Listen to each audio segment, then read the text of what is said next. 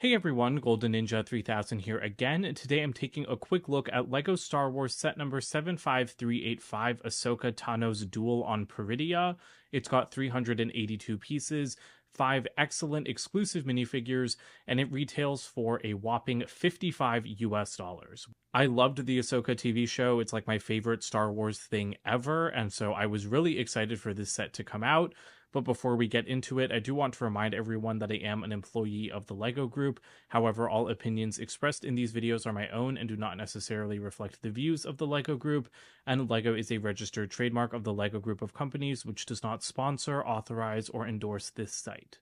We'll kick things off with the star of the show herself. Here is Ahsoka Tano. This minifigure is excellent. She just looks so good. This is her Ahsoka the White outfit after she died and was resurrected in the show.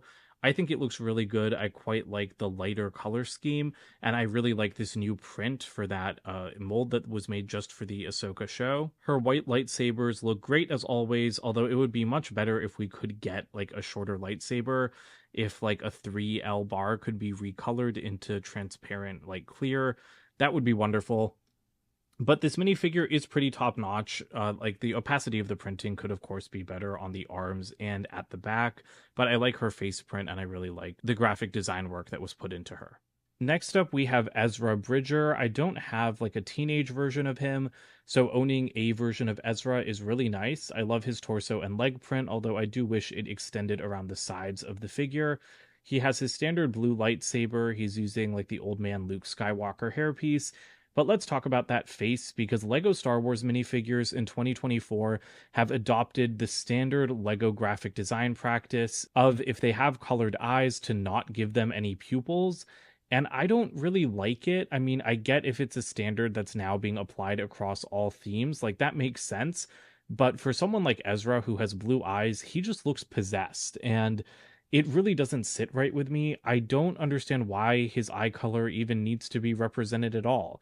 Like, it was a big meme on social media that all of the actors in Ahsoka looked kind of creepy with their colored contacts. And so I think this Lego minifigure would be a lot better if it just had like the regular black eyes. I don't think it needed to have blue eyes. Grand Admiral Thrawn is a character who definitely needs to have his colored eyes, and he looks totally fine without pupils. I think this minifigure looks excellent. He has dual molded legs, which is not common for Star Wars. I really like his skin color. And I mean, the printing on him is pretty decent.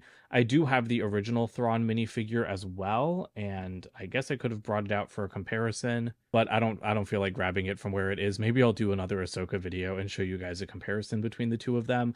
But this is a pretty great figure, and obviously great for people who missed out on Thrawn in 2017, because now they don't need to pay $90 for him. I quite liked Morgan Elspeth as a villain, and so I'm really glad that we get another version of her with her full, like, Night Sister rage. I didn't expect to get a second minifigure of her, so I'm really happy. I love her face print. I really like the Blade of Talzin. It's made using the Darksaber piece in transparent green, which is just a perfect choice in my opinion. Her hairpiece returns, her printing is good, and there is her alternate face. Although she also had colored eyes in the show, didn't she? Or maybe her eyes just went black, but she kind of got like demonically possessed by the time the show finished. So like some kind of blacking out her pupils would have made a lot more sense for this figure instead of Ezra. And finally, we have one of the zombie night troopers. This might be my favorite version of a stormtrooper ever. I think they look really cool with like the dripping golden blood or whatever it was, and then all of those red ribbons. And I want to call out the attention to detail here, because this is going above and beyond. There's just the slightest little speck of printing on the hip piece. Like there's no printing in the middle of the hip piece. There's just a very little bit of gold. And that's some really nice detail, because Lego could have just cut a corner there, not printed anything on that hip, instead of like creating a unique printed hip piece. And I don't think anyone would have cared, but I really like that small attention to detail. I think the helmet looks excellent. Of course, people wanted like Captain Enoch or whatever. It would have been nice to see him, but I'm also happy to get a generic Night Trooper, and I really hope we'll get a battle pack with them in the future, because I also love, again, attention to detail, a new face print. Like, using a black minifigure head or just any generic minifigure head underneath this helmet would have been totally fine. But instead we get a zombie face print. that is going above and beyond, and I really appreciate it.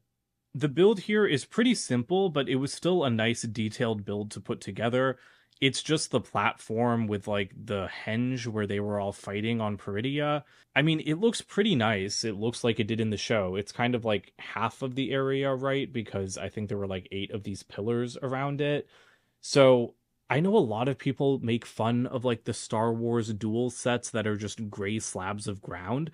But to be perfectly honest, I usually like them. Like that Darth Vader versus Obi-Wan set that everyone hated, I really liked that set. It was overpriced, but it was a really good build and a lot of fun to play with.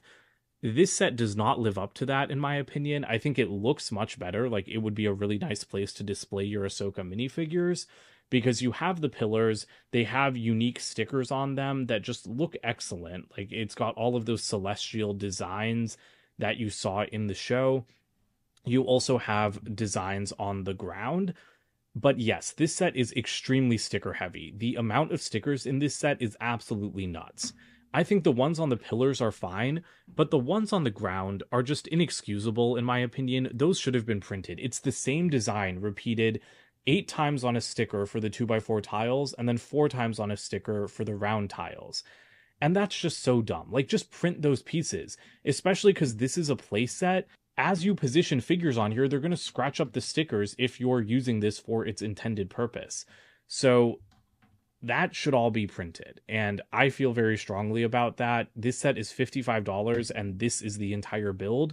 Those pieces could have been printed. But apart from that, I think that the rest of the build, it doesn't have as much going for it in terms of play features as I would like. As you can see, you can rotate a couple of those bases using these gears, but this part, it rotates, but you need to use your hand. There's no actuator for it. There's no way to remotely turn it. And I know that like pretty much everyone on Earth has the same complaints about the set, but this is a huge miss in my opinion. Every other duel set I feel like has done a pretty good job of being able to like actually battle. Although I think that Obi-Wan versus Darth Vader set, I think you also had to like spin the turntable by hand. But even if there was a tiny little gear sticking out the front of this model, it would just be way nicer to be able to turn this battle area without having to stick your finger into the scene. But going around the sides, you guys can see those gears to activate the other turntables. You've got like some golden bars on the back of the pillars. And then this is another play feature. It's where you can launch Ezra to like jump onto Thrawn's Star Destroyer. So you can just hit that. And this is honestly my first time trying the feature. I mean, he doesn't jump that far. Even when you really hit it, he kind of just goes straight up in the air. So it'd be kind of nice if it actually launched him forward a little bit more. I mean that was a decent jump, but yeah, it's not a great feature. I feel like I've seen Lego do much better jumping features than this one. So here's what the set looks like with the minifigures attached, and again, the remote turntables, I think that works pretty well. But yeah, just sticking your hand in there and having to get in the middle of like Ahsoka versus Morgan yourself, it's not a good feeling. I really, really wish, even if these ones were like hand turned and this one had some kind of actuator, I would prefer that. I would prefer if these ones didn't have the gears and the main one had a gear. But yeah, it's just, it could have been done much better. Like, again, that Obi-Wan set, which was $5 cheaper than this one, it had much better play features and it was basically the same like kind of proposition. Here are the extra pieces for this set. It's really nice that you get an extra Blade of Talzin and another blaster. The box for this set is like a standard $30 or $40 box size. I love the artwork with Thrawn's Star Destroyer at the top, and then at the back it shows off those play features. Here are the instructions for this set, and here is the empty sticker sheet. Way too many stickers for a build of this size. The instructions don't have an ad for the other Ahsoka sets or anything, which I find a little bit strange. So overall, I'm not opposed to the concept of this set. Honestly, I think it's excellent that we're getting so many exclusive minifigures in a relatively cheap set, because I definitely expected Thrawn to be exclusive to like a big Star Destroyer. I never thought that we would get a second Morgan minifigure. I was just really hoping for Thrawn, Ezra, and Ahsoka the White, but I didn't think they'd all come in the same set. So minifigure-wise, the set is excellent, and I think we all know that. Build-wise, I mean, it's a nice display piece, but the play features are really lacking, and of course, it's not worth the $55 price tag. I honestly think this set would be fine at $40. I don't think it would feel super overpriced at $40. Given that Lego Star Wars is usually a little bit more premium, and given the excellent exclusive minifigures, and I think the only one that we'll see repeated in a set anytime soon is the Night Trooper, I think $40 would have been fine for this set. Obviously, 30 would have been perfect, but anything less than that, and I think you're deluding yourself if it would cost less than that. So I do recommend picking it up if you liked the Ahsoka show. You just might want to wait until it gets to $40 or lower, because at a $55 price point, everything should be printed, and even then it would still feel a little bit expensive, but at least the price would be more justified. So let me know what you guys think about this set in the comments below. Don't forget to like and subscribe as well, and check out my website, goldenninja3000.com, and I'll see you guys with more videos soon. Bye for now.